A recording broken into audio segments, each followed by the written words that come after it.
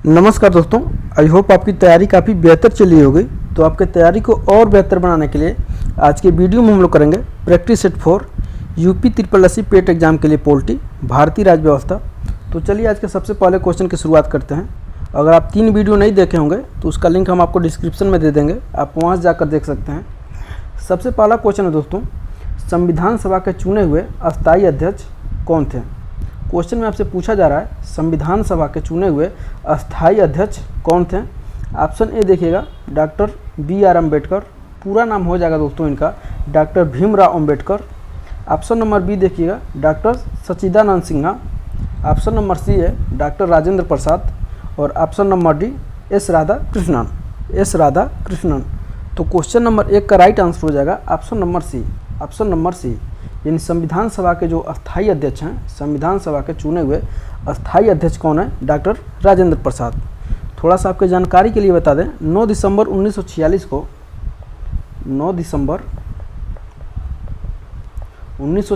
को संविधान सभा की क्या हुई थी, प्रथम बैठक हुई थी। संविधान सभा की प्रथम बैठक हुई थी जिसमें डॉक्टर सच्चिदानंद सिन्हा को क्या किया गया था, अस्थायी अध्यक्ष बनाया गया था। लेकिन 2 दिन बाद 11 दिसंबर 1946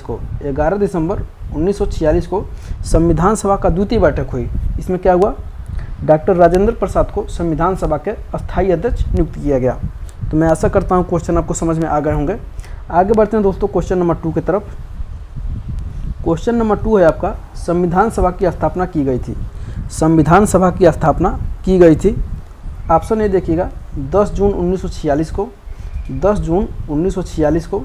ऑप्शन बी 9 दिसंबर 1946 को। ऑप्शन सी 26 नवंबर 1949 को और ऑप्शन नंबर डी है 26 दिसंबर 1949 को।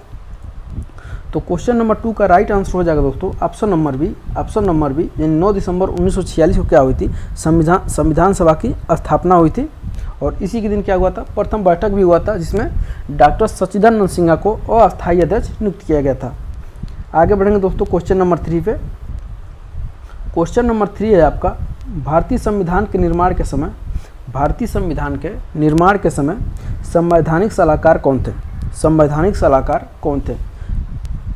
ऑप्शन ए देखिएगा डॉक्टर BR अम्बेडकर, पूरा नाम हो जाएगा दोस्तों doctor Bhimrao Ambedkar. Option number B doctor Rajendra Prasad. Option number C BN Rao और ऑप्शन नंबर डी है आपका KM मुंशी। तो क्वेश्चन नंबर 3 का राइट आंसर हो जाएगा दोस्तों ऑप्शन नंबर सी यानी BN राव क्या थे, तो संविधान सभा के क्या थे, भारतीय संविधान के निर्माण के समय क्या थे, संवैधानिक सलाहकार थे। काफ़ी महत्वपूर्ण क्वेश्चन है और इस क्वेश्चन को आगे आप नोट लगा सकते हैं। आगे बढ़ेंगे क्वेश्चन नंबर 4 पे। क्वेश्चन नंबर 4 है आपका, एक छोटा सा क्वेश्चन है लेकिन यही छोटा क्वेश्चन आपको परेशान कर देता है एग्जाम में। भारतीय संविधान में कुल अनुसूचियां हैं। ऑप्शन ए देखिएगा 12, option number B 16, option number C 8 और ऑप्शन नंबर डी है 10।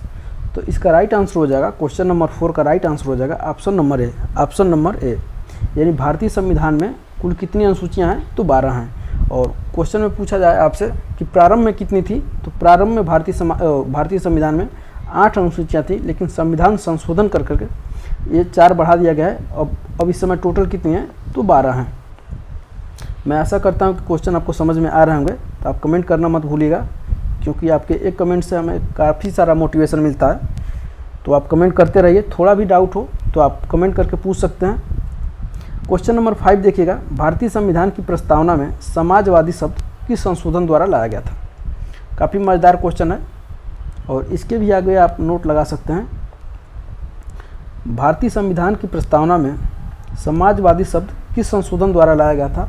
ऑप्शन ए देखिएगा 32वां संविधान संशोधन, ऑप्शन बी 42वां संविधान संशोधन, ऑप्शन नंबर सी 44वां संविधान संशोधन और ऑप्शन नंबर डी है 74वां संविधान संशोधन।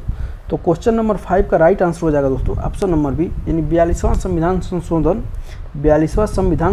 1976 के द्वारा 42वां संविधान संशोधन 1976 के द्वारा भारतीय संविधान की प्रस्तावना में समाजवादी पंथ निरपेक्ष समाजवादी, पंथ निरपेक्ष और अखंडता शब्द जोड़ा गया था। अखंडता शब्द जोड़ा गया था। कभी कभी आपसे समाजवादी पूछेगा, कभी कभी आपसे पंथ निरपेक्षता पूछेगा, कभी कभी आपसे अखंडता पूछेगा, तो आप कंफ्यूज नहीं होइएगा। बस याद रखिएगा 42वां संविधान संशोधन 1976 के द्वारा भारतीय संविधान की प्रस्तावना में समाजवादी, पंथ निरपेक्ष और अखंडता शब्द जोड़ा गया था।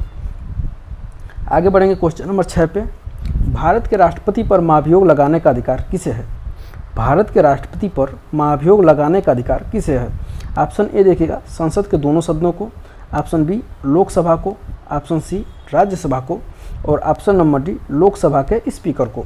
तो क्वेश्चन नंबर 6 का राइट आंसर हो जाएगा दोस्तों, क्वेश्चन नंबर 6 का राइट आंसर हो जाएगा ऑप्शन नंबर ए, यानी संसद के दोनों सदनों को। संसद के दोनों सदनों को क्या है? तो राष्ट्रपति पर महाभियोग लगाने का अधिकार है। सबसे पहले जानिए संसद के दोनों सदनों का मतलब। संसद 3 चीज़ों से मिलकर बनती है, लोकसभा, राज्यसभा और प्रेसिडेंट। प्रेसिडेंट मतलब राष्ट्रपति। लोकसभा, राज्यसभा और प्रेसिडेंट से मिलकर क्या बनती है? संसद बनती है। अगर राष्ट्रपति पर महाभियोग लगाना होगा तो इसका प्रक्रिया कहाँ पे है? तो अनुच्छेद 61 में, अनुच्छेद 61 में क्या है? वर्णित है। आगे बढ़ेंगे दोस्तों क्वेश्चन नंबर 7 पे। क्वेश्चन नंबर 7 देखिएगा, राज्यसभा के सदस्य चुने जाते हैं। राज्यसभा के सदस्य चुने जाते हैं। ऑप्शन ए देखिएगा 4 वर्ष के लिए, ऑप्शन बी 5 वर्ष के लिए, ऑप्शन सी 6 वर्ष के लिए और ऑप्शन डी आजीवन। ऑप्शन डी आजीवन। तो क्वेश्चन नंबर 7 का राइट आंसर हो जाएगा दोस्तों option number C. Option number C यानी 6 वर्ष के लिए। यहाँ पे देखिए राज्यसभा के सदस्य चुने जाते हैं। अगर आपसे क्वेश्चन में पूछता लोकसभा के सदस्य चुने जाते हैं कितने वर्षों के लिए, तो 5 वर्षों के लिए, लेकिन राज्यसभा के जो सदस्य हैं वो कितने वर्ष के लिए चुने जाते हैं? तो 6 वर्ष के लिए। ठीक है दोस्तों, अनुच्छेद 83(1) के अनुसार, अनुच्छेद 83(1) के अनुसार राज्यसभा का विघटन नहीं होता है। राज्यसभा का विघटन नहीं होता है, अर्थात यह क्या है? राज्यसभा एक अस्थायी सदन है। राज्यसभा क्या है दोस्तों? एक अस्थायी सदन है। राज्यसभा के सदस्यों का जो कार्यकाल है वो कितना है? 6 वर्षों का होता है और 1/3 सदस्य प्रत्येक 2 वर्ष पर, 1/3 सदस्य प्रत्येक 2 वर्ष पर क्या हो जाते हैं? सेवानिवृत्त हो जाते हैं। तो मैं ऐसा करता हूँ कि क्वेश्चन आपको समझ में आ गए होंगे। क्वेश्चन में यहाँ से पूछा जा रहा था कितने वर्ष का इन लोगों का कार्यकाल होता है, तो 6 वर्ष के लिए। आगे बढ़ेंगे क्वेश्चन नंबर 8 पे। भारतीय संविधान का संरक्षक कौन है? भारतीय संविधान का संरक्षक कौन है? ऑप्शन ए देखिएगा राष्ट्रपति, ऑप्शन बी संसद, ऑप्शन सी मंत्रिपरिषद और ऑप्शन नंबर डी सर्वोच्च न्यायालय। ऑप्शन नंबर डी सर्वोच्च न्यायालय। तो क्वेश्चन नंबर 8 का राइट आंसर हो जाएगा दोस्तों ऑप्शन नंबर डी यानी सर्वोच्च न्यायालय। और भारतीय संविधान की व्याख्या करने का अंतिम अधिकार किसे है? भारतीय संविधान की व्याख्या करने का अंतिम अधिकार किसे है? तो सर्वोच्च न्यायालय को है। बहुत आराम से समझिए, कोई जल्दीबाजी नहीं है। और सर्वोच्च न्यायालय को संविधान का क्या कहा गया है? तो संविधान का प्रहरी और संरक्षक माना जाता है। सर्वोच्च न्यायालय को भारतीय संविधान का प्रहरी और क्या माना जाता है? संरक्षक माना जाता है। प्रहरी और संरक्षक माना जाता है। मैं ऐसा करता हूं कि आपका कॉन्सेप्ट क्लियर हो रहा होगा। आगे देखिए क्वेश्चन नंबर 9 पे। क्वेश्चन नंबर 9 देखिएगा, किसी राज्य का राज्यपाल नियुक्त किया जाता है। किसी राज्य का राज्यपाल नियुक्त किया जाता है। ऑप्शन ए देखिएगा प्रधानमंत्री द्वारा, ऑप्शन बी भारत के मुख्य न्यायाधीश द्वारा, ऑप्शन सी राष्ट्रपति के द्वारा और ऑप्शन नंबर डी उच्च न्यायालय के मुख्य न्यायाधीश द्वारा। उच्च न्यायालय के मुख्य न्यायाधीश द्वारा।